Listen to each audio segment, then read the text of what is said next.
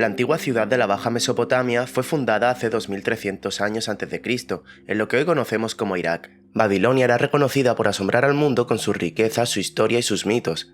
Hoy, la ciudad habitada por más de 1 millón de habitantes sigue siendo considerada como la primera gran ciudad de la humanidad.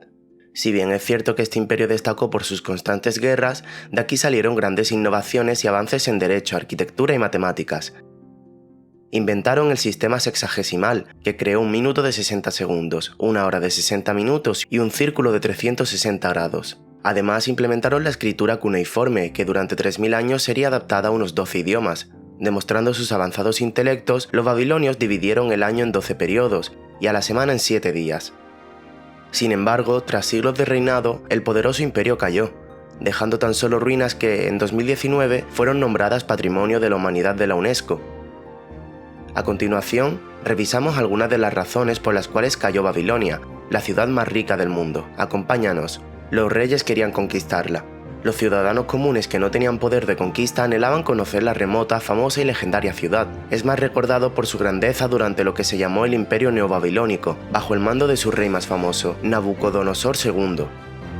Algunos dicen que la ciudad fue erigida por Sargón I de Akkad, fundador del Imperio Acadio en el siglo 24 a.C. Pero de acuerdo con la Biblia, Babilonia fue fundada por Nimrod, el hijo de Cam y nieto de Noé, en Mesopotamia. Según el libro del Génesis, la primera dinastía babilónica comenzó con el monarca amorrita Su-Muabum, en torno a 1894 a.C.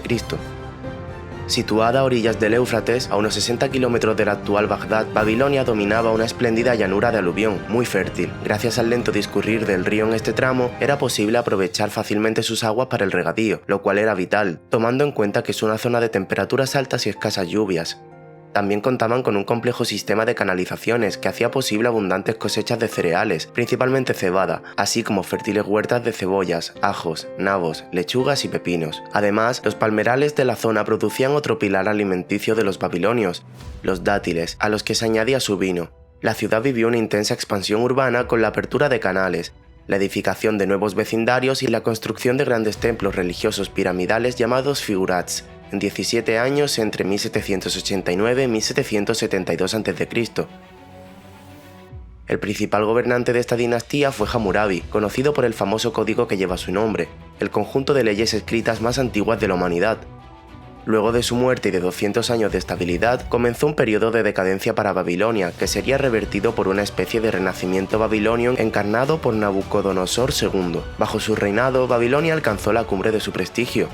Durante este tiempo el imperio babilónico alcanzó su máxima extensión, englobando la mayor parte del antiguo imperio asirio, desde el Golfo Pérsico hasta el Mediterráneo, y desde la meseta iraní hasta el desierto de Arabia. Su capital experimentó además un notable crecimiento. La urbe vivió un periodo de gran resurgimiento económico e intelectual. Los templos recuperaron casi su olvidado poder económico. También surgió una nueva generación de banqueros que extendían sus redes comerciales al amparo del arameo y su sistema alfabético de 22 signos, convertido en la lengua franca de Oriente Próximo. La rica historia de Babilonia, con algunos de los reyes y generales más prestigiosos de la antigüedad como sus conquistadores y gobernantes, convirtió la ciudad en un mito. Dentro de su apogeo con Hammurabi y Nabucodonosor, la ciudad se convirtió en el centro cultural y económico de Oriente Medio, y ese prestigio trascendía hacia sus épocas de deterioro y decadencia. Ejercía una verdadera fascinación entre los reinos extranjeros, incluso en sus horas más bajas, despertaba toda clase de mitos y fantasías tanto en Oriente como en Occidente. Asurbanipal, el rey que llevó a su máximo esplendor el imperio asirio, fue monarca de Babilonia en el 668 a.C., pero fue el caldeo Nabucodonosor II, soberano babilonio entre 605 y 562 a.C., quien convirtió a la ciudad en una de las más espléndidas de la historia humana. Se afirma que el emperador construyó los famosos jardines colgantes de Babilonia, que hoy son una de las 7 maravillas del mundo antiguo. Tras varios siglos de guerras y sin una clara integración económica, el imperio se hallaba al límite de sus fuerzas. La sucesión del gran Nabucodonosor II nunca ha estado clara. Pero lo que sí se sabe es que, para ese momento, el imperio neobabilónico controlaba Babilonia, Siria, Israel, Fenicia, Filistea, el norte de Arabia y áreas de Asia Menor. Además, también hostigaba a Egipto y lo invadió en tiempos del faraón Amosis II. Según el libro de Jeremías, a Nabucodonosor II lo reemplazó su hijo Awilmarduk II, quien fue asesinado por su cuñado Neriglissar. De acuerdo a las escrituras, estaba intentando cambiar las políticas del gobierno de su padre. Luego, Neriglissar Un rico general y hacendado, ocupó el trono entre 560 y 556 a.C. Desempeñó un gobierno discreto en el que se dedicó a restaurar palacios, templos, muelles y canales. Más tarde, el nieto de Nabucodonosor, Labashi-Marduk, ocupó el trono durante apenas 9 meses, pues fue asesinado a raíz de una conspiración dirigida por Nabónido, un enigmático nombre que no era de estirpe real. Precisamente por su carácter exógeno y usurpador, Nabónido, el último rey de Babilonia, tiene que legitimar su coronación, con el añadido de no contar con el apoyo del influyente clero de Marduk. Los sacerdotes lo odiaban debido a que suprimió el culto del dios de la humanidad y los países, fortaleciendo la adoración de Sin, diosa de la luna. Durante sus primeros años, Nabónido se dedicó a la consolidación de su reinado y a la restauración de templos, pero siguiendo su devoción, dejó el gobierno en manos de su hijo Belshazzar, el Baltasar del Antiguo Testamento, aquel a quien el profeta Daniel advirtió que los días del reino estaban contados. Nabónido marchó al oasis de Taima, en el desierto de Arabia. Es probable que detrás de ese retiro no solo se encontraran motivaciones religiosas, sino también políticas y económicas, dado que la domesticación del dromedario había abierto nuevas rutas comerciales. Pero lo cierto es que, mientras Nabónido disfrutaba de su jubilación, Ciro, monarca de los persas, avanzaba por la Baja Mesopotamia en dirección a Babilonia. En el 539 a.C., Ciro invadió el imperio babilónico.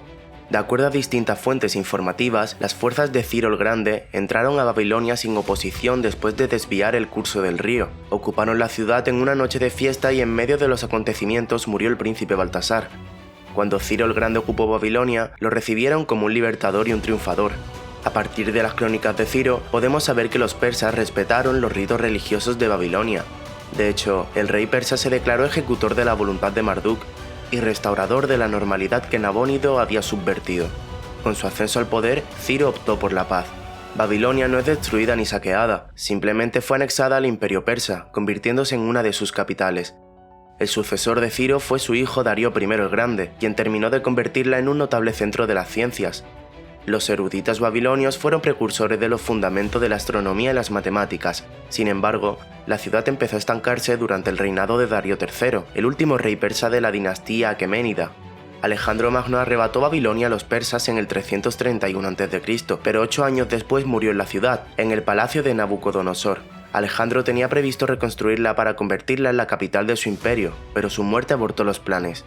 Tras un periodo de dominio por los imperios Bartú y Asanide en el siglo VII después de Cristo, Babilonia cayó en manos del Islam, que se encontraba en expansión por toda Asia. En ese balance hay que incluir también las impresiones negativas causadas por algunos eventos de la historia babilonia, como la expulsión de los judíos de Jerusalén, la cual ocurrió durante el reinado de Nabucodonosor, y la persecución de hebreos y cristianos a partir de la dominación musulmana. En conclusión, lo cierto es que, según las fuentes, Babilonia cayó sin luchar. Sin embargo, la hipótesis de que los babilonios prácticamente entregaron su ciudad a los persas tiene sus opositores. Más de 2500 años después de la caída de Babilonia, en manos de los persas, las circunstancias de este hecho continúan generando polémica entre los historiadores. Este debate sigue incentivando a la aparición de nuevos libros que tratan el tema. ¿Crees que estas fueron las razones verdaderas para la caída de uno de los imperios más prósperos de nuestra historia como civilización? Déjanos saber lo que piensas en la sección de comentarios. Como siempre, gracias por vernos. Si te gustó este vídeo, no olvides darle like, recuerda clicar en la campanita y suscribirte para enterarte de cada nuevo vídeo que colguemos. ¡Hasta la próxima!